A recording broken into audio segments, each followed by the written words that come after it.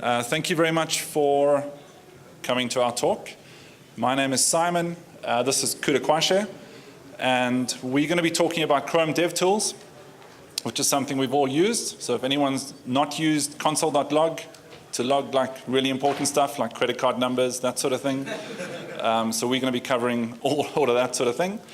And one of the really weird things about doing a talk like this is hopefully you're going to see a whole bunch of new things, and you're going to go back to your desks on Monday and kind of Google for it, and then find a blog post that's like from 2010, and you realize it's been there the whole time. So that was a really sad thing about preparing a talk like this, is when we were doing kind of practice sessions, we came across really cool things, and then we realized that it's been there like from the beginning of the internet. So hopefully some of the things that we think are really new and cool, you will also think is new and cool. And then only kind of when you get back, after you've done the evals for the talk, you realize that it's actually been there for a long time. So cool, I'm going to hand over to Kuda. He's going to do the first half. He's going to be talking about elements and NDB and Lighthouse, doing some of the audits. That's where you get that graph to show you how slow your site is. And then you think you've done enough work, and then you just carry on adding more stuff. So I'm sure we all do that. Cool, so over to Kuda, and then I'll come up a little bit later. Cool. Thanks, Simon. Thanks a lot. And let's get started. I don't have a lot of time. And I'm going to start with some of the stuff that probably you already know. I'm hoping maybe we have a bunch of junior devs in here that might get something out of this. Now the issue is, how do I stop this? All right. I'm going to jump to Chrome. And I'm just going to work with the Elements panel to start with. So I'm just going to bring it up quickly. I don't have any fancy demos. My demos are pretty short. I'm just trying to aim to see if I can jump to one specific thing. So what I'm going to show now is nothing new, but this is something that we can start from. So I'm just going to see if I can grab something. What Chrome does for you, they've added this thing recently where it does eager evaluation. I know somewhere in this list that I have something with, with the class of demo. So now what I can do, if I type country 16, it eager evaluates, and then it jumps into this. What I'm now trying to do is, as you can see from the screen, this element that I just selected is not in view. What I can now do is just force it to come into view, scroll it to the view. I find it as a very useful thing, but from also here, you can jump into your Elements panel, which is here. Now, I just want to touch a little bit on some of the things that we can do if you are developing or working with a lot of CSS, if you're not familiar with it. If I jump into the anchor element, what we can now do here is we can force states. You can do this from either here. From here, let's see how the anchor or the hover will look without. If you jump here as well, you'll notice that it has been triggered. And so you can do your focus, you can do your anchoring. I'm just going to jump back to the LI list. Another cool thing that I normally use on a day-to-day basis is this little thing here. So basically what it does, it aggregates all your CSS classes that are on the page, and it tries to, sorry, they told me to record, I forgot. My apologies. Oh, it's actually recording. It's going to stop it. All right, I'm just going to jump back here. So we can use this to explore classes. Like say, for instance, I want to change background. I'm going to go with the dark one. But what we can also do, one of the things that they've added that I see very useful is there's the color contrast. So for us to quickly jump there, I find coming here very useful. Sometimes you have a very huge DOM tree. I only have one element, so this will be easy to find the color for the anchor tag. But if you have a good, if you have a long list, coming here and just typing what you want, I want to change this. So clicking here will make you jump straight where the color is. So in the picker itself, for those who are familiar, there's nothing fancy in here, but you can rotate, changing different color formats. There's a color picker in here, which I find very useful. Just for the demo purposes, I'm going to pick one of the material designs. You'll notice if you have a long press, it just shows you this very nice list of colors that you can pick from. But there's an issue on my page. What I want to focus or bring your attention to is this little thing here. So this is something to do with contrast or for your colors. So basically what it's saying now is I'm only focusing on the selected element at the moment. And it's saying it's terrible. So we can play around with this tool here So what we are aiming for is for anything that is green. So it's in there for us to use, and then we can do other things. And in Chrome, we are you can do a $0 to grab the currently selected element. I'm going to come back here if time allows. What I'm going to jump into is did I load it? Probably not. Let's see if I can do that quickly. To do MVC, hoping it is cached. I'm just going to quickly add a few things here. What I'm trying to demo here is just how you can work with DOM breakpoints. So what we can do is, if I bring my console again, and if I select here, I need to be on a panel. So let me just inspect element. You can jump to the inspecting of the element from here. So if I start toggling here, you can see something is happening. What that is telling me is that something is changing on my list. Either an element is being added or not. Let's say you have a scenario where someone comes to you with a bug and says, hey, there's something finicky happening when I try to complete a task, but you need to fix it. You might not have worked on the code. Another easier way to jump in here is you can just right-click, make sure you have the element selected, and once you are there, we can add our breakpoints. So I just want to break on attribute modification. So essentially, when I click here, I want to see which part of the code is actually manipulating this Java code. I think I added on the wrong element. So let me just see again. Sorry, fighting with the screening here.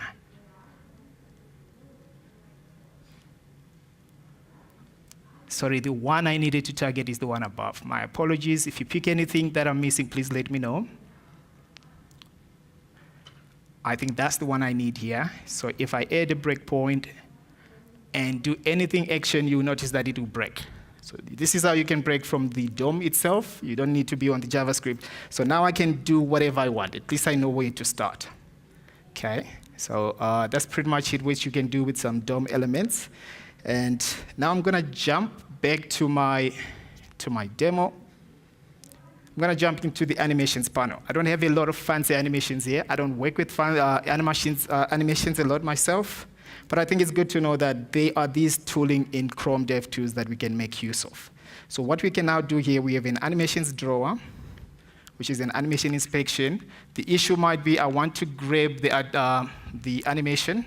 What we can do for Chrome to capture this, you just need to reload the page. It automatically captures the animation, which will be listed here. What you can do here is you can slow down your animations if you want. You can even pause them. I'm going to put them back. But this little thing here allows you to show. So if I had more than one element which was being animated, it will appear here. Here you can drag and do all those other fancy things. I'll leave you to play around with that. But what I wanted to show is if you right-click, you can store this as a global variable. What will happen now is now I can put this into another variable. I'll call it Annie just for time's sake. I wanted to call it animation. Let me just quickly do that. If I can only type animation. So I just want to put in this temp variable in here with the help of Chrome eager evaluation. So my next step is I just want to pause. I want to pause this animation. So what this allows you to do is now you can manipulate your animation via JavaScript. Boom. You can pause it. If we inspect this, I'm not typing a lot because of DevTools helping. We can see from here that we have paused our animation. You can continue if you want. Animation play. Not pause, but I want to play. And then you can continue with your animation. For those who are interested, this has always been there, but they've been adding a lot of things to animation. I was reading up on this. There's a new API coming called Houdini API. So you can check there quickly. I'm running out of time, so I'm going to try and move a little bit faster. So that was a little bit on the animations. I'm just going to jump into Lighthouse. So into the Audits Panel. Load this page. So what I have done, so in Chrome, if you visit any website, just going to try and use this, we do have this Audits Panel. which was added, and it's powered by Lighthouse. So they have a bunch of metrics that we can make use of here. By default, it's going to be try to simulate your mobile. Before, what used to happen here is it would use your machine's full power to try to simulate that, but now they've tried to make sure that if we go with simulate fast 3G, this is what you get. So I've already run a bunch of tooling here so that we don't waste much time. So this is one of the sites I was working on some time back, quickly ran it, and you can see the scoring not looking really great. But what I want to bring to your attention is this, the best practices. So what you can have here, I think this is very important once you have these things just to read through. As you can tell, Lighthouse can help us detect anything. If we're using frameworks and that might be buggy or anything, they are listing here, they're warning me about using jQuery 1.10. So this is what we can do. And then if you jump into the performance, I'm doing really bad. So let's see if I can quickly change this. So going through the suggestions, they listed a bunch of images that I was adding in that maybe I needed to change. Now, if I refresh, it's just going to take that away. What I want to show you, I ran the same audits, but without throttling. And I got 100% performance, which would be something that might fool you to think on mobile it will work, but it won't. So just be aware of that when you run it. Just make sure what you're simulating. So when I looked at another one that was on 4G, again, a few performance changes. But I didn't do a lot. I really didn't do a lot of changes. All I did, if we come back to the 2.5%, I managed to reduce that just by changing the image formats. I saw there's a talk about responsive images. That's what I did with the recommendations that they had listed here. Save a different bunch of images to different devices, and I managed to get over 10% increase. So with a little bit of effort and everything, I think this can be done. And the other thing to consider is you can just pick one that you want to focus on. If the issue is performance, we can focus on that. So that's pretty much more around audits. So what I want to quickly try and do, given the little time that I have, I want to see if we can run NDB. So what NDB does, demos. Let me see quickly, sorry, I thought I had this open already. I'm just going to run on audits, see what's in here. I have Puppeteer. So with NDB, it's just for those who work with Node. I'm sure you're aware there's something called Node Debugger, but Chrome have recently come up with their own, which is just an improved Node Debugger. So what we can do here, we can just go Node DB and enter. So this can work as an IDE that you can make use of. And with this, it is powered by Puppeteer, meaning you don't necessarily need you don't necessarily need to have Chrome or Node installed. I think you need Node, but Chrome you won't, because before you needed both. So what we have in here is just your normal IDE. You have your terminal. So I can list the files. I can try to see what I can do here. I can run Istanbul and stuff like that. So what you also have is you can run any script. Pause on start. This allows you to debug. Normally, those who are familiar with debugging Node or JavaScript, the only difference here is it can allow you to run certain scripts. Sorry, I just broke my demo before this. My apologies there. But on the issue, you also have snippets. This is something that I just want to demo.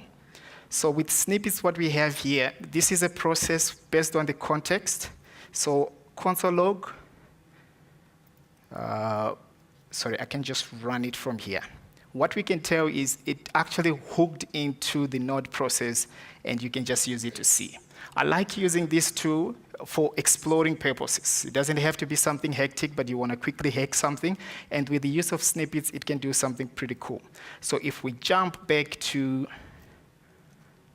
a browser, it works in the same context. So if I jump into my sources, I jump into my scripts, what you can now do is you can have a collection of scripts that you can use when you're working. So for instance, this little thing here, it just draws a rectangle on any element that has a border. So you can use this when you're debugging or doing something. We can use scripts, and then we also have another script just that you can use. So what this one does, it simply goes on a page and grabs all the elements and grabs all the colors on the elements. So the most important thing to remember about snippets is they're very powerful. We can use them for testing or debugging issues, but you always must try to use them in a closure. So what essentially is doing from your snippets, you have the context, anything on that page, be it libraries that has been pulled through, you still have context to it. So if you don't wrap it in a closure, you're going to pollute your global namespace. So you might not want to do that. And then back to Chrome. What we can also do with snippets is you're working or developing, you can try, for instance, so to just get that to go away, I just need to refresh the page. One of the things that I just want to demo here is with the power of $0 that we have in Chrome. Again, you can see it's already eager evaluating. This simply grabs the currently selected element. What I can do here is I can copy that element with a $01. It copies my element. So if I jump into my IDE, so I just grabbed that button here, dump it here. I'm just going to jump to my demo, see if I can do this. Oh, I think I already had a style in here. I'm just going to quickly, so that I don't waste someone's time. I already have this in here. Take it out, jump back to my demo. I need to have this open so that I don't cache. Element is gone. So what I want to demo with that is we can grab only the selected elements here. So I select the element just to quickly check if that's the one. Jump back to my snippets. What this snippet does, it grabs the computed properties of an element. So what I want to do is use the same technique. I don't know if it's feasible here. Let me just pull this up a bit. Oops. Okay. So what I've already done is a very simple script. Grabbing the currently selected element, this thing will give me the computed, dump it into console, and also dump it into memory. Because I know the current selected element, I can just run my script here, back to my editor, and this is not going to work. I just need at least a class to dump this on. So if I just do a button, nothing else, and dump this, save, jump back to, okay, let me close some of these things. If I force a refresh, you have your element as well. So this is how you can use snippets for, am I doing on time? 2 more minutes. All right, I'm going to start winding up in prep for Simon. So I think Chrome is very powerful. We can use it as an IDE. We can use it to monitor, to measure, so for instance, let's say we want to prepare our applications for PWAs or just improve on statements. I would advise you to run the audits. With the audits, you simply get a good synthesis of your metrics, and then from there, you can pick and choose what makes most sense to your business going forward.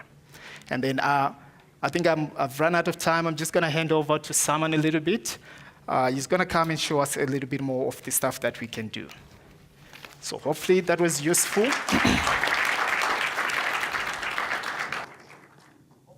All right, cool. So let's get started. So I'm going to show you a bunch of things to do with the console, which I'm sure we've all used. Has anyone mainly used console.log?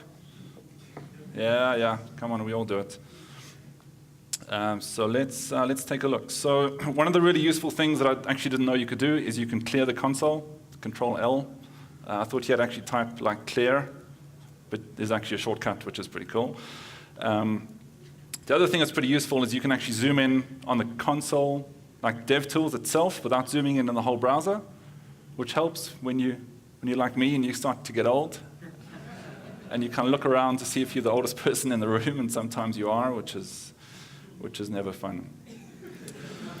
So what the Chrome team is doing the whole time is they're adding so many new things that it's really difficult to keep track. I mean, in general, it's really difficult to keep track. But one of the easy ways of just finding out what you can actually do with the console is just to do a console.log console, which is quite cool. So this shows you a whole bunch of bits and pieces. And if you're like me, you kind of stick to what you know. which typically is just the normal, like an alert or a console.log. I think I kind of migrated from alert to console.log, and then it kind of just stabilized there for like 10 years. I think that's what they call career stagnation. But let's take a look at a few things that we can do. I'm actually going to do it just in DevTools. So obviously console.log is something I don't need to really show you. Something else that you can do is string substitutions. So obviously what you can do is you could use string interpolation, which is kind of a cooler way of doing it. But you can also use string substitutions. Can you guys see that? And one of the other things you can do, which often I want to do, is I want to put a couple of words, and then I want to put an object dump. And it's not as easy to do that because you typically do it like on another line, and that's not really that useful. But what you can do really simply with the console.log is, instead of passing a string as a second argument, is you can pass an object. So let's just kind of go for something really simple for now. So that's pretty useful.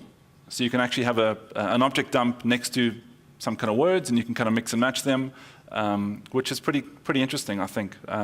Again, it kind of depends on the use case, I guess.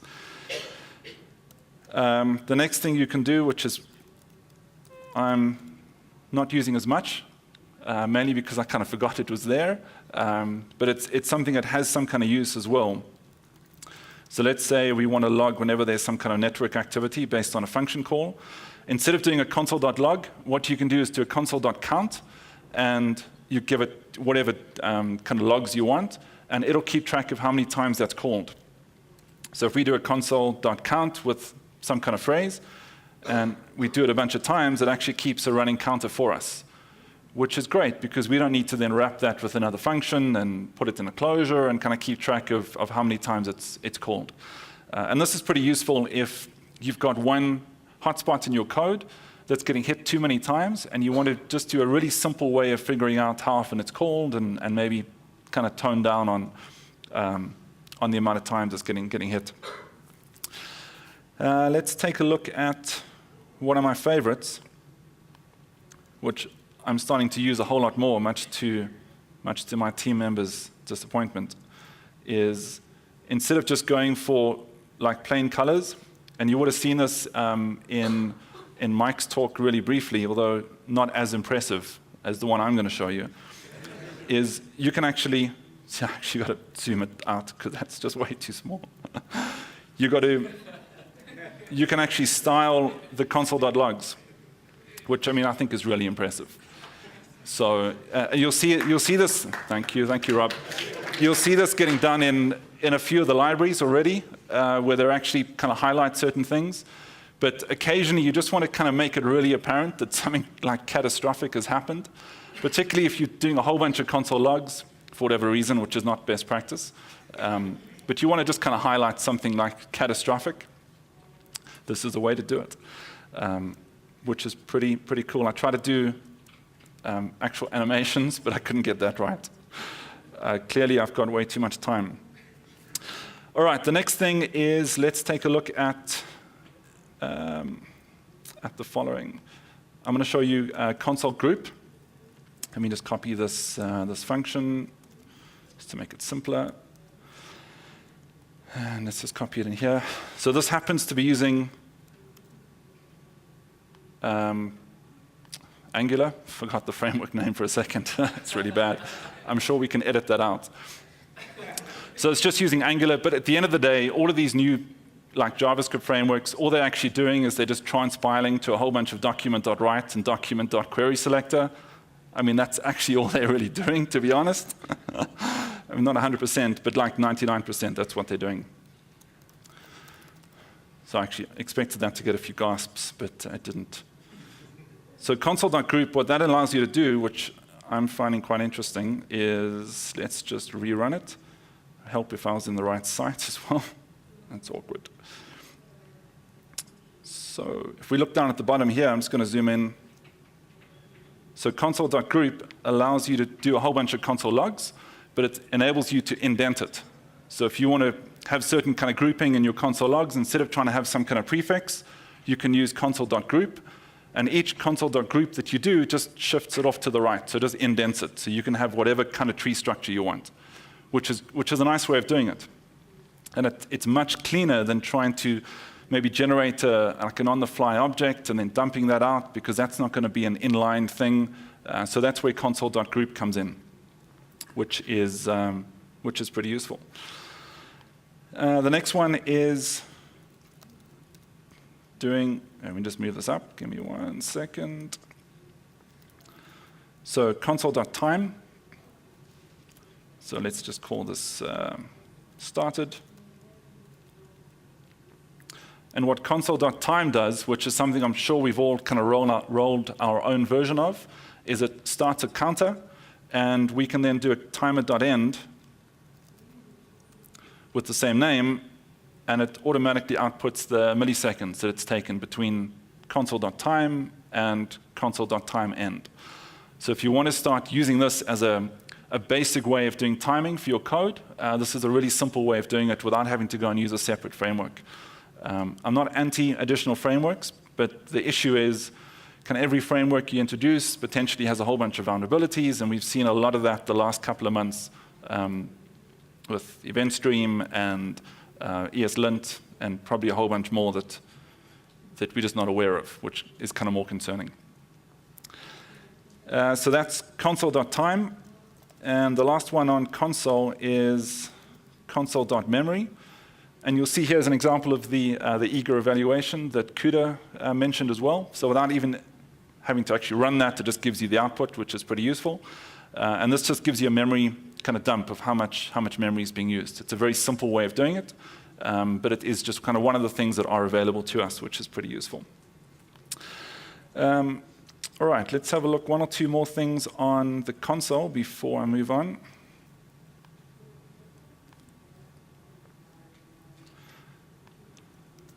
So obviously, whenever you refresh, if you've set up your machine prior to actually running the demo, is every time you refresh, it's obviously losing the console, all the outputs, which kind of makes sense.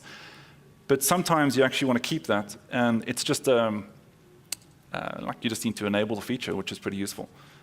So you don't need to do anything else, and that'll just append. It's not going to overwrite your console. So that's a pretty useful feature as well that they've added in. All right, the next one is having a look at the sources tab. So there are a few really interesting things that some of them are new and some of them have probably been there forever, but I'm going to focus just on the sources tab. So something that I do fairly often, because I'm definitely not a designer, just to kind of get that out the way, is you'll go in, you'll make some changes. Let's make this green because that just looks a lot better. And then whenever you refresh, you kind of lose potentially kind of days worth of work, which is really bad. So it's not actually days worth of work, but you kind of lose what you've done, and that's just how it is. So what we can do here in sources is we can enable overrides. So all I do is I just select a folder. I'm going to select an empty folder, which is not one of these. Let's just stick with that. So Chrome wants full access to that folder. So of course, what's the worst that can happen? So let's just go with that. And that was actually meant to be part of my demo. So let's actually just start that again. So what we can do with overrides is we can go into the button. I can change this to, let's change it to something else as an example. So let's change it to pink. And now if I refresh, just like ignore that animated GIF of Nicolas Cage for a minute, if you can. So now it actually persists the changes, which is really awesome.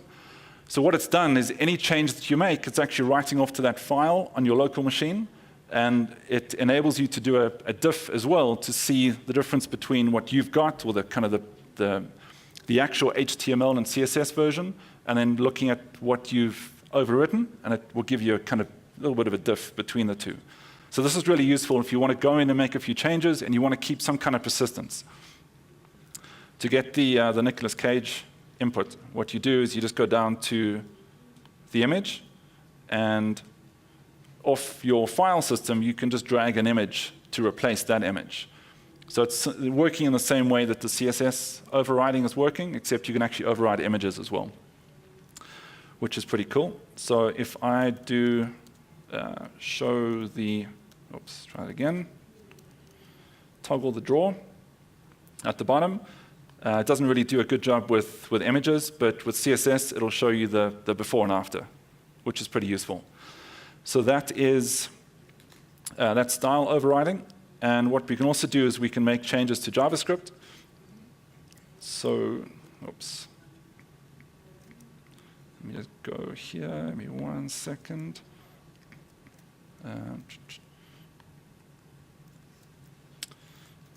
Sorry.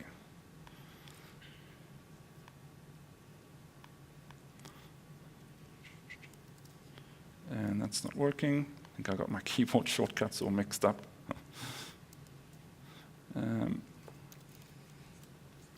Okay, so the other thing that we can do really simply as well, and this obviously presumes that your code hasn't been minified, so you've still got kind of comments and that sort of thing, is I can actually search in the files that I've got loaded for this page, and I can search for a to-do.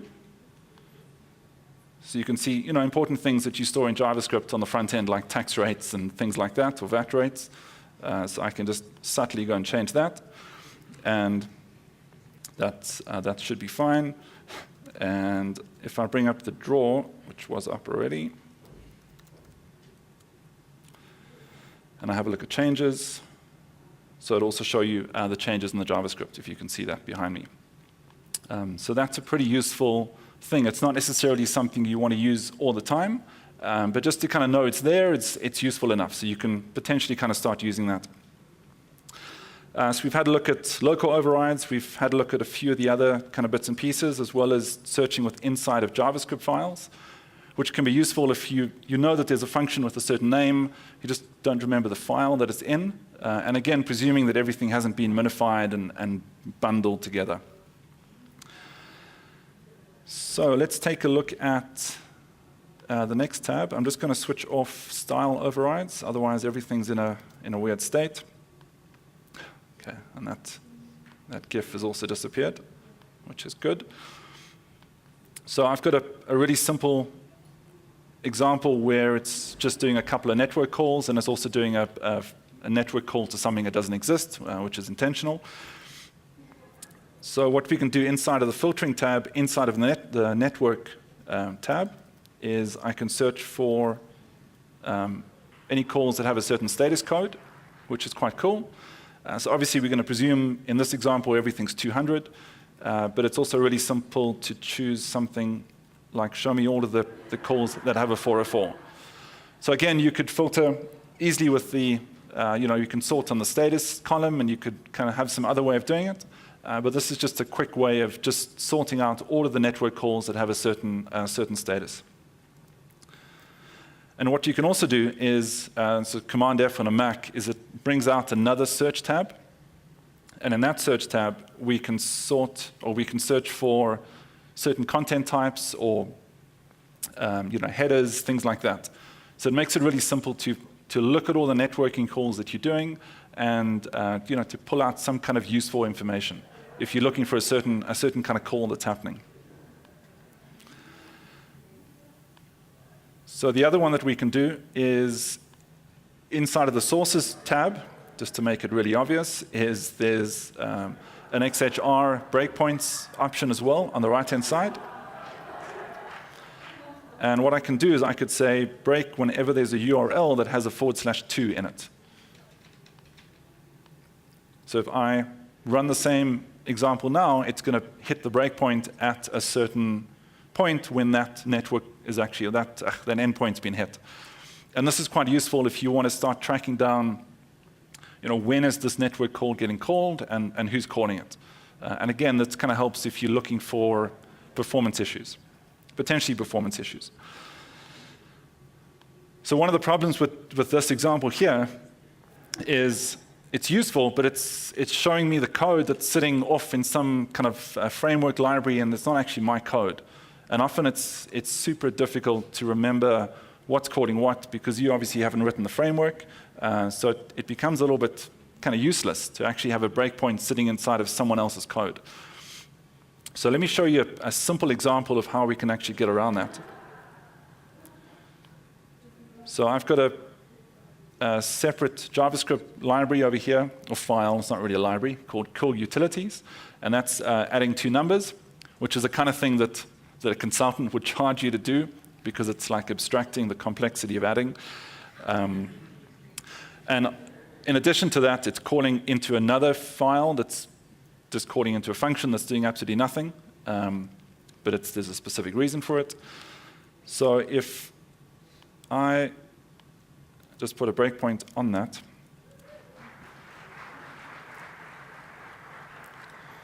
so here we go. Not sure. Let me actually call it. Give me 1 second just to call that. Okay. All right, so that's going from whatever framework you're using, it's going into this file called core utilities. And when we dig in, when we actually go into the next function, it's now going off into some other script. So in this example, we actually don't care about that script. We're going to presume that that's someone else's work. We're going to presume it works fine, which I guess is the problem right there. And we want to just exclude that completely from the debugger going forward. So the easy way of doing that is you can just right-click and say black box that script. So it does that, which in itself is not the demo. So now if I refresh and actually re-execute that, it's obviously just going to hit the same breakpoint. But if we step into it, it actually just completely ignores that entire file, which is really useful. So if you want to start excluding files that you don't ever want to debug into, then the simple way of doing it is to use black boxing. So you can see it no longer goes into that file at all, which is really pretty useful. So in order to see what scripts you've black boxed, you can just go into settings and to show the black box patterns. And in this case, we've black boxed as one specific script, but you can also do wildcards. So maybe everything under /vendor you never want to go into, you can just black box that entire folder, which is pretty useful.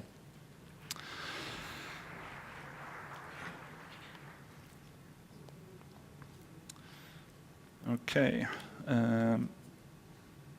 let's have a look. So I think the last thing I'm going to show you before I wrap up is, let's just comment this out.